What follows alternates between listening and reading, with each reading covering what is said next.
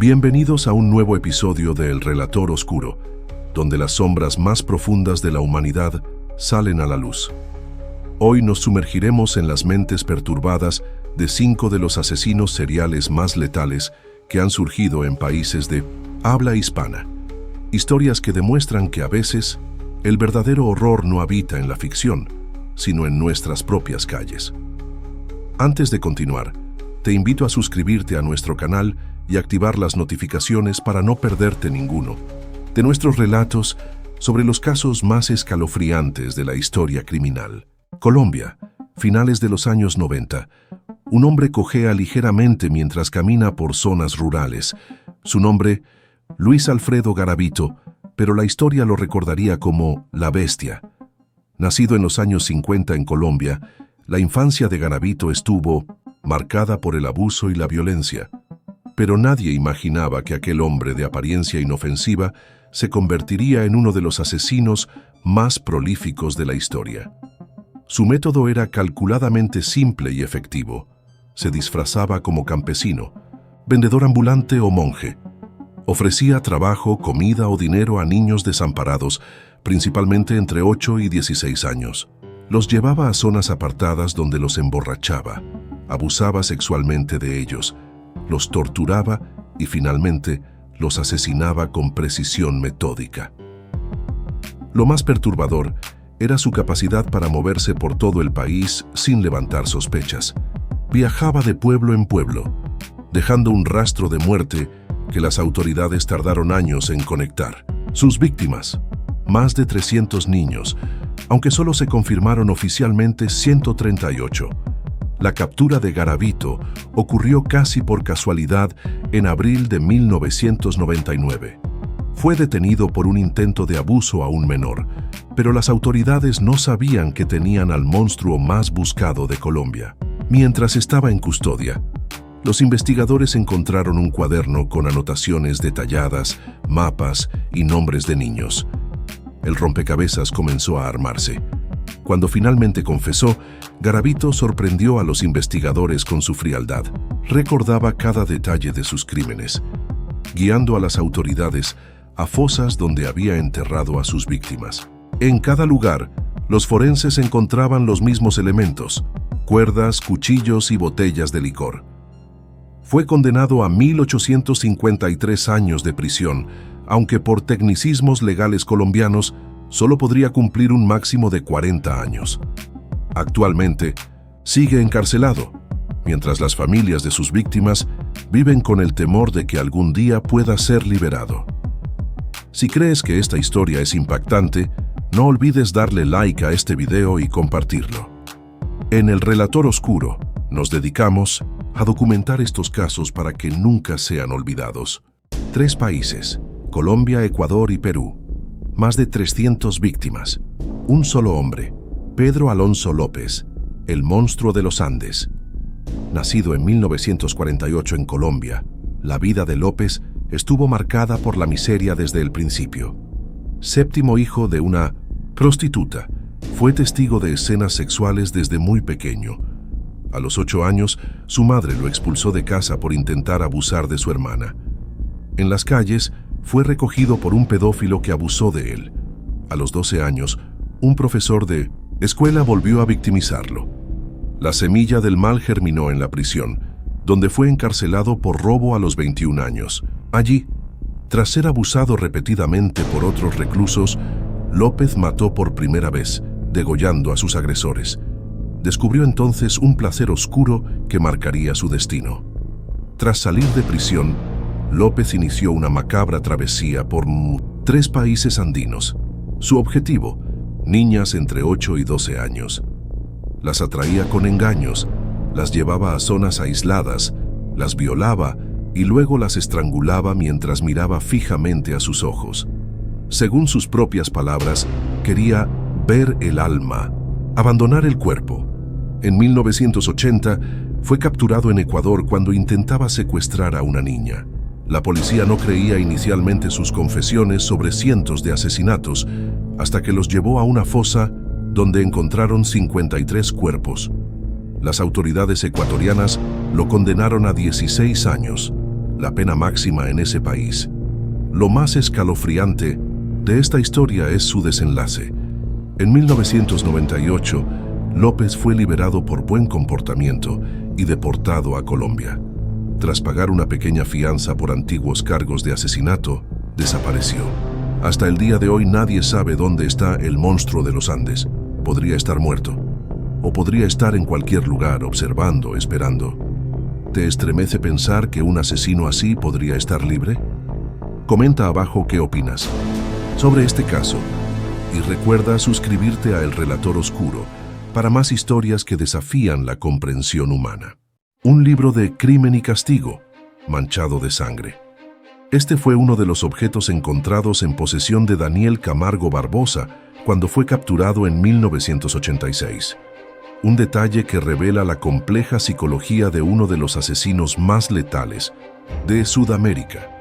Nacido en Colombia en 1930, la infancia de Camargo estuvo marcada por la muerte temprana de su madre y los abusos de su madrastra, quien lo humillaba vistiéndolo como niña frente a sus amigos.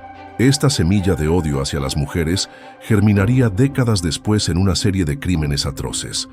Su carrera criminal comenzó con una obsesión: la virginidad. Cuando descubrió que su prometida, Esperanza, no era virgen, hizo un pacto macabro con ella. Juntos atrajeron a 5 jóvenes a su apartamento, donde las drogaban para que Camargo pudiera violarlas. Fueron capturados y él fue condenado a 8 años de prisión. Al salir, su sed de venganza contra las mujeres se había intensificado. Su primer asesinato ocurrió cuando secuestró a una niña de 9 años. La violó y la mató para evitar ser denunciado. Este crimen marcó el inicio de una espiral de violencia que no se detendría. En 1974, fue capturado y enviado a la prisión de máxima seguridad en la isla de Gorgona, Colombia. Pero lo más aterrador estaba por venir. En noviembre de 1984, Camargo construyó una balsa rudimentaria y escapó, aprovechando sus conocimientos sobre corrientes marinas. Las autoridades lo dieron por muerto, devorado por tiburones.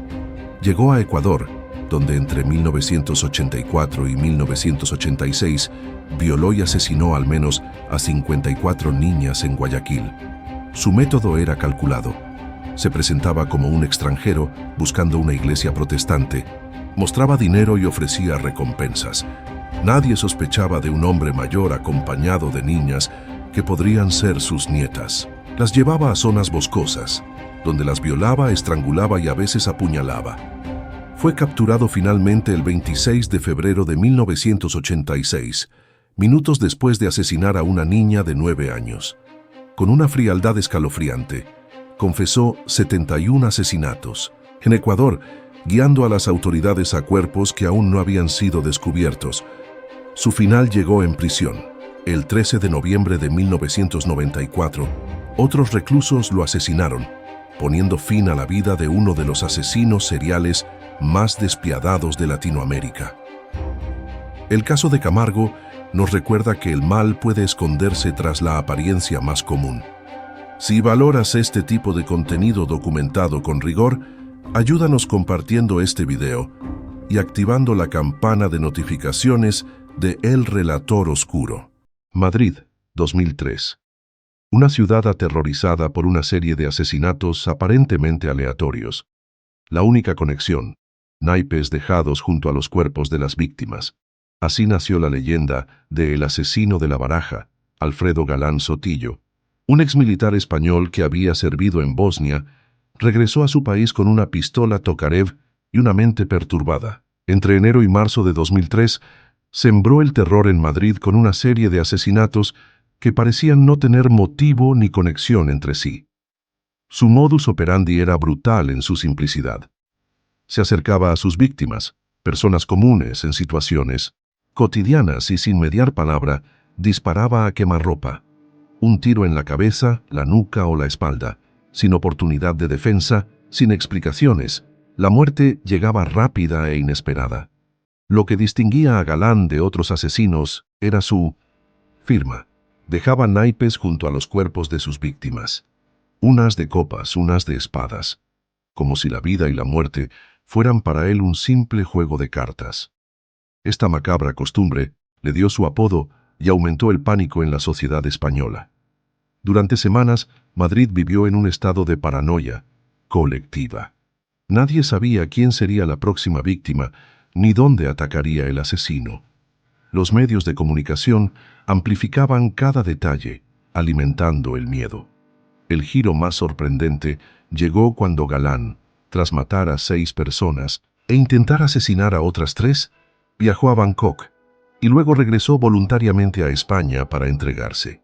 El 3 de julio de 2003 se presentó en una comisaría de policía y pronunció la frase que helaría la sangre de los presentes: «Soy el asesino de La Baraja». Durante su juicio, los expertos forenses no encontraron trastornos psicológicos significativos. Galán era plenamente consciente de sus actos. El tribunal lo condenó a 142 años y 3 meses de prisión, aunque por las leyes españolas de la época no podría cumplir más de 25 años. El caso de El asesino de La Baraja sigue siendo uno de los más impactantes de la historia criminal española, no solo por la brutalidad de los crímenes, sino por la aparente falta de motivo, como si Galán hubiera matado simplemente porque podía hacerlo. Si este análisis criminal te resulta interesante, no olvides suscribirte a El Relator Oscuro. Cada semana exploramos casos que desafían nuestra comprensión de la mente humana. Santander, España, 1987. En una ciudad costera conocida por su belleza y tranquilidad, un depredador acechaba a las más vulnerables, mujeres ancianas que vivían solas. Su nombre, José Antonio Rodríguez Vega, pero la historia lo recuerda como el Mataviejas. Nacido el 3 de diciembre de 1957, Rodríguez Vega desarrolló un odio patológico hacia su madre después de que ella lo expulsara de casa por golpear a su padre enfermo terminal. Este rencor se transformaría en una obsesión mortífera hacia las mujeres mayores. Su historial criminal comenzó con violaciones. Fue condenado, pero sorprendentemente logró reducir su sentencia a solo 8 años, gracias a su comportamiento ejemplar en prisión y su capacidad para manipular a sus víctimas para que lo perdonaran. Una habilidad que utilizaría después con fines mucho más siniestros. Liberado en 1986, Rodríguez Vega perfeccionó su técnica. Meticuloso y organizado, primero identificaba a sus víctimas, mujeres entre 61 y 93 años que vivían solas. Las observaba, aprendía sus rutinas y luego se ganaba su confianza con su apariencia atractiva y modales encantadores. Se ofrecía a realizar reparaciones en sus hogares, convirtiéndose en un visitante bienvenido. Una vez dentro, atacaba, violaba a las ancianas y luego las asfixiaba. Lo más perturbador era lo que hacía después. Se llevaba objetos personales de cada víctima como trofeos, creando un macabro museo en su casa. Una televisión, flores de plástico, fotografías, recuerdos de cada vida que había arrebatado. Entre agosto de 1987 y abril de 1988, asesinó al menos a 16 mujeres. Mientras tanto, mantenía una fachada de normalidad. Sus vecinos lo consideraban un buen hombre, trabajador y buen esposo. Nadie sospechaba que tras esa máscara se escondía un monstruo. Su captura llegó el 19 de mayo de 1988. Tras confesar sus crímenes, fue juzgado en noviembre de 1991 y condenado a 440 años de prisión. Pero la justicia llegaría de otra forma. El 24 de octubre de 2002, tras ser transferido a un módulo para presos peligrosos, Rodríguez Vega fue atacado por otros 2 reclusos. Lo apuñalaron 113 veces mientras los guardias observaban sin intervenir. El hombre que había sembrado tanto terror murió como había vivido, violentamente. Fue enterrado al día siguiente en un ataúd pobre, con solo 2 sepultureros presentes. Un final solitario para quien había causado tanto dolor. Estos 5 casos nos muestran las profundidades más oscuras de la mente humana. Hombres que, por razones que quizás nunca comprendamos completamente, cruzaron la línea que separa la humanidad de la monstruosidad. Sus historias no son solo relatos de horror, sino también advertencias sobre la fragilidad de nuestras sociedades y los monstruos que pueden caminar entre nosotros sin ser detectados. En el Relator Oscuro, creemos que conocer estas historias nos ayuda a estar más alerta, a proteger a los más vulnerables y a recordar a las víctimas que nunca deberían ser olvidadas. Si te ha impactado este episodio, déjanos tu comentario, comparte este video y suscríbete para más contenido sobre los casos criminales más impactantes de la historia. Recuerda activar las notificaciones para no perderte ninguno de nuestros próximos relatos. Hasta el próximo episodio, soy el Relator Oscuro, llevando luz a las historias más sombrías.